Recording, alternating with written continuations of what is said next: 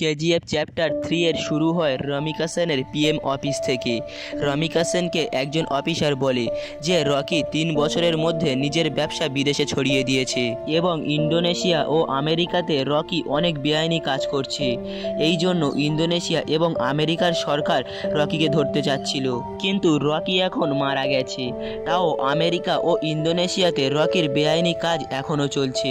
রমিকা সেন বলে ইন্দোনেশিয়া ও আমেরিকার গভর্নমেন্টকে এর বিরুদ্ধে কড়া পদক্ষেপ নেওয়া উচিত। তখন সেই অফিসার বলে গভর্নমেন্ট এটা করতে পারবে না, কারণ রকি 1979 সাল থেকে 1981 সাল পর্যন্ত এই 3 বছরের মধ্যে নিজের সোনার ব্যবসা অনেক বড় করে নিয়েছে।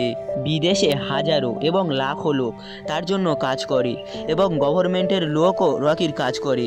এই জন্য গভর্নমেন্ট চাইলেও তার বিরুদ্ধে কোনো কড়া পদক্ষেপ নিতে পারবে না।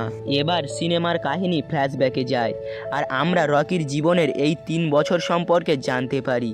রকি নিজের সাম্রাজ্য বিদেশেও ছড়িয়ে দিয়েছিল এবং সব সোনার খনি দখল নেওয়ার পর আরও খনি সে খুঁজে বের করে আর তার সব লোককে খোঁড়ার কাজে লাগিয়ে দেয়। রকি সব খনি থেকে সোনা বের করে জড়ো করে আর বাইরে বড় বড় দেশে পাচার করতে থাকে। রকির কাছে বিদেশ থেকে অনেক বড় বড় অর্ডার আসতে থাকে। সেই অর্ডারগুলোকে পূরণ করার জন্য সে খোঁড়ার কাজ আরও বাড়িয়ে দেয়। অন্যদিকে সোনা খোঁড়ার জন্য এবং সোনার খনি খোঁজার জন্য রকি আমেরিকা থেকে অনেক অ্যাডভান্স যন্ত্রপাতি আনে, যার সাহায্যে সে সব খনি থেকে সোনা বের করে এক জায়গায় জড়ো করতে পারে। রকি 1 বছরের মধ্যে এই খনি থেকে যত সোনা বের করেছিল তা গত 20 বছরে বের করা হয়নি। অন্যদিকে নিজের এলাকাকে রকি একটি ইন্ডাস্ট্রিয়াল এলাকা বানিয়ে ফেলে আর খনিতে কাজ করা লোকেদের জন্য রকি ভালো ঘর, স্কুল, কলেজ, হাসপাতাল সব তৈরি করে দিয়েছিল।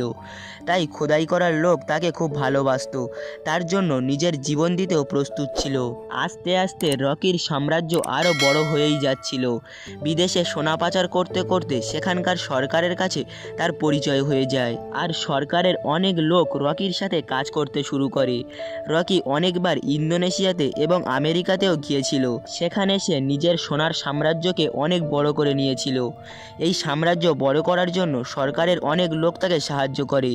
রকি একটি টিম আমেরিকাতে ও একটি টিম ইন্দোনেশিয়াতে গড়ে তোলে আর রকি এই দলের জন্য একজন লিডারও তৈরি করে ফেলেছিল আর রকি তাদের সবার রাজা হয়ে যায়। এইভাবে রকি নিজের সাম্রাজ্য বিদেশে ছড়িয়ে দিয়েছিল। এবার কাহিনী ফ্ল্যাশব্যাক থেকে বর্তমানে আসে আর আমরা দেখতে পাই যে রমিকা সেন যখন ভারতে রকির সাম্রাজ্য শেষ করে দিয়েছিল তখন রকি নিজের সব সোনা নিয়ে জাহাজে করে সমুদ্রের মাঝে চলে যায়। তখন সেখানে সে নিজেই ইন্ডিয়ান নেভিকে মেসেজ করে বলে তাকে মারতে। তখন ইন্ডিয়ান নেভি রকির জাহাজে মিসাইল অ্যাটাক করে আর রকিকে মেরে ফেলে, কিন্তু রকি মরেনি এবং তার সব সোনা এই সমুদ্রে এই জাহাজেই আছে। তখন রকিকে আমেরিকার এক সাবমেরিন বাঁচিয়ে নেয়। এই সাবমেরিন আমেরিকার এক বিজনেসম্যানের ছিল, যাকে রকি এই 3 বছরের মধ্যেই নিজের পার্টনার বানিয়ে ফেলেছিল। এখন রকি আমেরিকাতে সবার থেকে লুকিয়েছিল আর মাঝে মধ্যেই সে ইন্ডিয়াতে ফোন করত যে কেজিএফের কী অবস্থা আর কেজিএফের ঠিক হতে কত সময় লাগবে। এবার কাহিনী ইন্ডিয়াতে শিফট হয় আর আমাদের দেখানো হয় যে সালার কেজিএফ ধ্বংস হওয়ার পর কেজিএফকে দ্বিতীয়বার দাঁড় করাচ্ছে। যে সমস্ত লোক বেঁচে ছিল তাদেরকে নিয়ে রকির সাম্রাজ্যকে দ্বিতীয়বার দাঁড় করানোর চেষ্টা করছিল। সালার এই সব কিছু রমিকা সেনের থেকে লুকিয়ে করছিল, কিন্তু খুব তাড়াতাড়ি রমিকা সেন এই বিষয়ে জানতে পারবে। ধীরে ধীরে সালার রকির সাম্রাজ্যকে দ্বিতীয়বার খাড়া করে দেয়। দ্বিতীয়বার মাইনে খোদাই শুরু হয়ে যায়। এবার সালার রকিকে ফোন করে আর বলে, মালিক, আমরা আপনার সাম্রাজ্যকে দ্বিতীয়বার দাঁড় করিয়ে দিয়েছি যেভাবে আপনি বলেছিলেন। এবার আপনার ফেরার সময় হয়েছে। রকি বলে, সালার, তোমার জন্য আমার কাছে আরও একটি কাজ আছে। তোমাকে সমুদ্র থেকে সব সোনা খুঁজে বের করতে হবে যেগুলো আমরা এতদিন লুকিয়ে রেখেছিলাম। ওগুলো আমাদের খনি থেকে বের করা হয়েছে। ওই সোনাগুলোকে আমাদের যে কোনো অবস্থাতেই খুঁজে বের করতে হবে। এই সোনার সাহায্যে আমি আমার সাম্রাজ্যকে আবার ভারতে দাঁড় করাবো। সালার সমুদ্র থেকে সোনা বের করার জন্য কাজে লেগে যায়। এবার ইন্ডিয়াতে এন্ট্রি হয় রকির। সালার তার সব লোককে বলে, মালিক কয়েক বছর পর আবার এখানে ফিরছেন, তার স্বাগত করার জন্য কোনো কিছু যেন কম না থাকে। কেউ জানতো না যে এই মালিক কে। রকি একলাই আমেরিকা থেকে ফিরে আসছিল। কেজিএফে রকির স্বাগত ধুমধাম করে করা হয়। সবাই রকিকে দেখে অবাক হয়ে যায়। তাদের মনে হয়েছিল রকি তো মারা গেছে, কিন্তু রকি তো এখানে বেঁচে আছে। রকি নিজেই খনির কাজ দেখার পর সোজা দেখা করতে চাচ্ছিল রমিকা সেনের সাথে। সালার বলে আমিও তোমার সাথে যাব, কিন্তু রকি বলে না, আমি একলাই দেখা করতে যাব। রকি একলাই নিজের রোলস রয়েস গাড়িতে বসে দেখা করতে যাচ্ছিল রমিকা সেনের সাথে।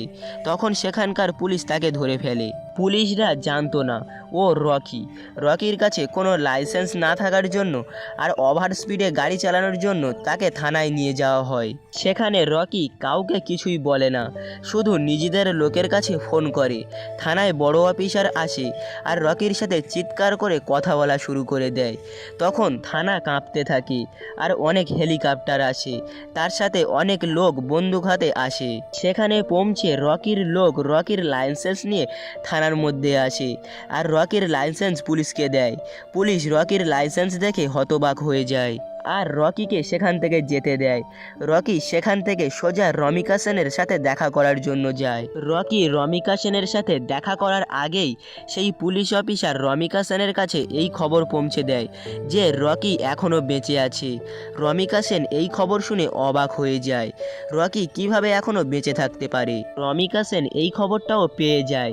রকি এখানে আসার আগেই কেউ কেজিএফকে দ্বিতীয়বার দাঁড় করিয়ে দিয়েছে। এবার পিএম অফিসে এন্ট্রি হয় রকির। সবাই রকিকে দেখে অবাক হয়ে যায়। রকি সোজা দেখা করতে যায় রমিকা সেনের সাথে। সেখানে রকি রমিকা সেনকে বলে আমি বলেছিলাম যুদ্ধ হলে আমিই জিতব, আর জিত আমারই হয়েছে। রমিকা সেন বলে ঠিক আছে, তুমি বেঁচে আছো, এবার আমি তোমার সামনেই তোমার কেজিএফকে ছিনিয়ে নেব। রকি বলে তার নাবাতি আসবে না। রমিকা সেন রকির এই কথা বুঝতে পারে না। এখন রকি সেখান থেকে চলে যায়। এর কিছুদিনের মধ্যেই রকি রমিকা সেনের সরকারকে হারিয়ে দেয় আর ভোটে নিজের লোককে জিতিয়ে প্রধানমন্ত্রী বানিয়ে দেয়। রকি এবার দ্বিতীয়বার রমিকা সেনকে ফোন করে আর বলে এবার তুমি কি করবে, এখন তো তোমার সরকারও নেই। তখন রমিকা সেন বলে এখন আমার জীবনের একটাই লক্ষ্য, তোমার মৃত্যু। এবার রমিকা সেন রকির আড়ালে রকির সমস্ত শত্রুকে এক জায়গায় করে। এছাড়াও সে ইনায়েত খালির সাথেও হাত মেলায় আর দেশ বিদেশে রকির যত শত্রু ছিল সবাইকে এক জায়গায় করে রকিকে মারার প্ল্যান বানায়। রকিকে মারা এতটাও সহজ ছিল না। রকি একলা যত ভয়ঙ্কর ছিল তার থেকে বেশি ভয়ঙ্কর ছিল তার গ্যাংয়ের লোক। রমিকা সেন আমেরিকা ও ইন্দোনেশিয়া থেকেও সাপোর্ট পায়, কিন্তু রকি জানতো রমিকা সেন তার কেজিএফকে ধ্বংস করার জন্য নিজের জীবনও দিয়ে দেবে।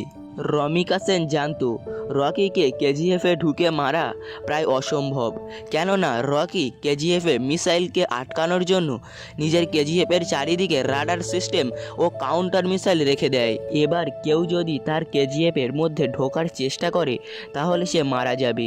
রমিকা সেন জানতো রকিকে মারার জন্য তাকে এই কেজিএফ থেকে বাইরে বের করতে হবে, আর শুধু রকি মরে গেলেই তার পুরো সাম্রাজ্য শেষ হয়ে যাবে।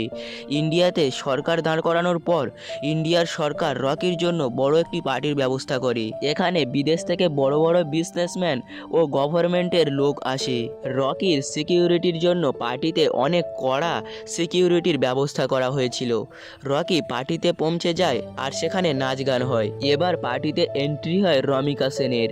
রমিকা সেন বলে এবার সময় এসে গেছে, তোমার সাম্রাজ্য এখানেই শেষ করা হোক। ঠিক তখন রকির চারিদিকের লোক রকির দিকে বন্দুক তাক করে দাঁড়ায়। রকি বুঝতে পারে তার নিজের সরকারই তাকে ধোঁকা দিয়েছে, আর বিদেশ থেকে আসা বিজনেসম্যানেরাও রকির মরার তামাশা দেখার জন্য এসেছিল।